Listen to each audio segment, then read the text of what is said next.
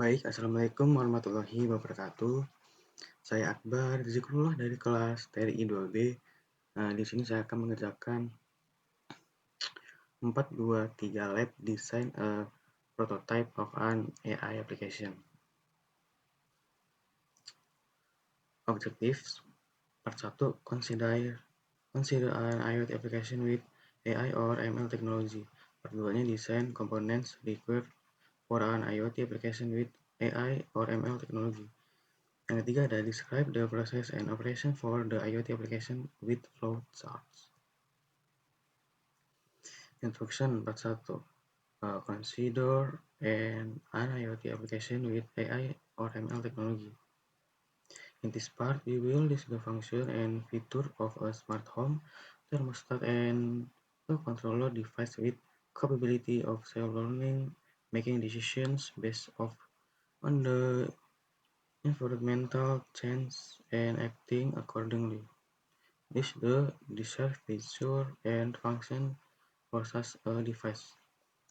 Jadi di sini saya akan menjawab semua pertanyaan ini di Word ya, karena saya sudah menyiapkan jawabannya di Word.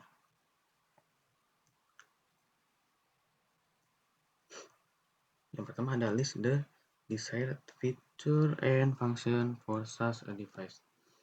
Yang pertama ada mengatur suhu ruangan secara otomatis, ada mendeteksi apakah ada orang di ruangan atau tidak, belajar dari kebiasaan pengguna, misalnya dari jam bangunnya, lalu jam tidur, dan lain sebagainya. Bisa terkoneksi ke internet dan bisa dikontrol lewat HP. Lalu bisa menghemat energi dengan cara menyesuaikan suhu secara pintar.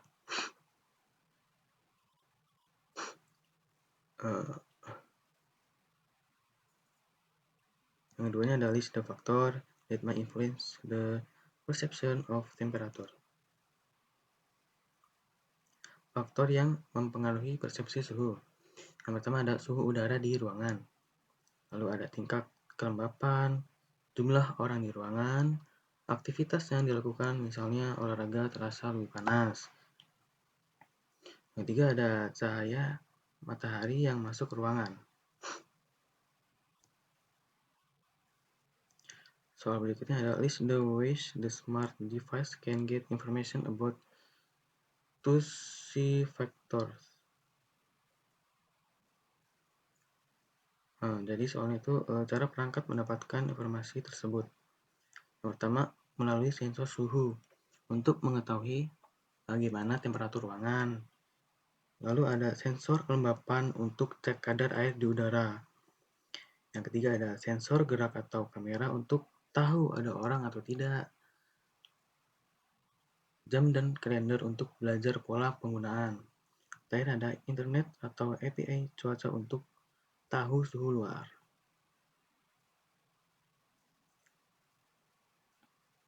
Part 2-nya desain component required for an IoT application with AI or ML technology.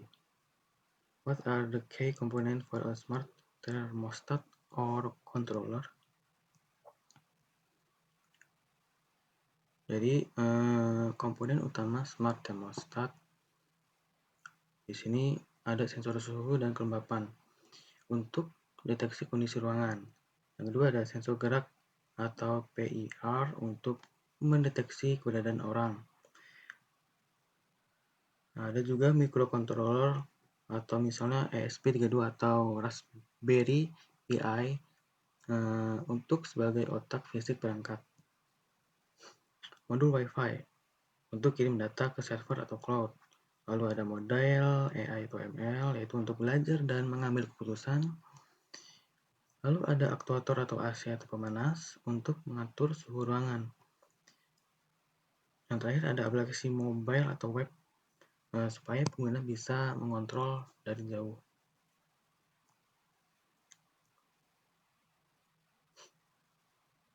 List the process and operation of the smart thermostat or controller.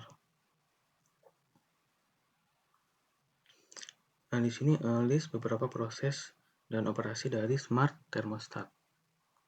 Yang pertama ada sensor membaca suhu, kelembapan, dan keberadaan orang. Lalu data dikirim ke cloud untuk diproses oleh AI atau ML. AI atau ML ini akan memutuskan apakah suhu itu perlu diubah. Kalau perlu, AC atau pemanas akan diaktifkan secara otomatis. Nah, sistem itu akan belajar terus dari data penggunaan setiap hari. Part 3-nya describe the process and operation for the IoT application with a flowchart. Using a flowchart, describe how data is collected, communicate to the AI or ML application in the cloud computing and processor. Di sini saya sudah membuat flowchartnya di Word-nya. Proses pengumpulan dan pemrosesan data. Mulai baca data sensor, kirim ke cloud AI, analisis and prediksi, kirim ke perintah thermostat, aksi, nyalakan atau matikan AC, dan loop. Nah, di sini flowchart ini akan menjelaskan proses kerja dari thermostat pintar. Nah, dia menggunakan AI. Pertama, sistem dimulai, lalu sensor akan membaca data dari lingkungan seperti suhu, kelembapan, dan keberadaan orang. Data ini akan dikirim ke server cloud, lalu dianalisis oleh model AI atau ML untuk memutuskan apakah perlu menyalakan AC atau pemanas. Hasil keputusan dikirim kembali ke perangkat thermostat untuk dijalankan. Setelah itu, sistem akan terus mengulangi proses ini secara berkala agar suhu ruangan tetap nyaman dan hemat energi.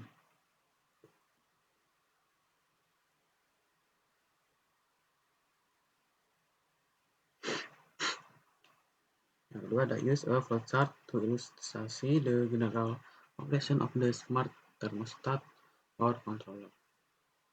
Flowchart yang kedua, operasi umum dari smart thermostat. Nah, yang pertama itu adalah mulai sistem, cek suhu dan kehadiran. Suhunya sudah nyaman, ya. Tidak, ada tindakan. Jika pilih tidak, dia akan nyalakan AC atau pemanas. Lalu dia akan mengupdate status ke pengguna, tunggu sebentar lalu ulangi. Dari flowchart kedua ini dijelaskan bagaimana thermostat bekerja secara keseluruhan. Setelah sistem menyala, dia langsung memeriksa suhu dan apakah ada orang di ruangan. Kalau suhu sudah selesai atau sesuai, maka tidak ada tindakan yang dilakukan. Tapi kalau belum nyaman, sistem akan otomatis menyalakan AC atau pemanas. Setelah itu, statusnya akan dikirim ke aplikasi pengguna agar mereka tahu apa yang terjadi. Terakhir, sistem akan menunggu sebentar dan mengulangi prosesnya terus-menerus agar suhu tetap ideal sesuai kondisi. Di sini ada reflection. Which component provides the brain power for the learning and the adjusting accordingly?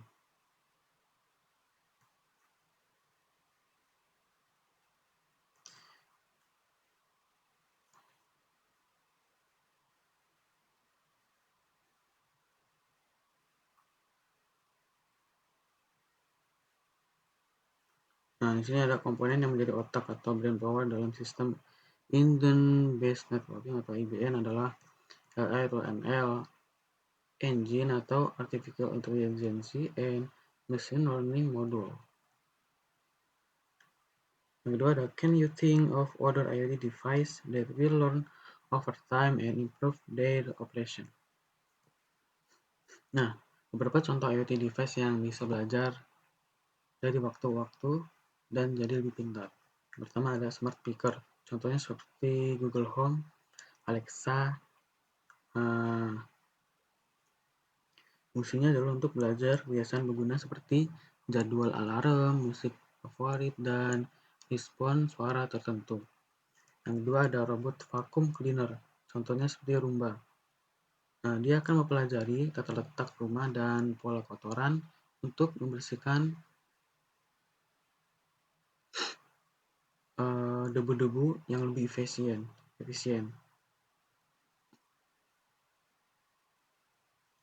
Oke, mungkin itu saja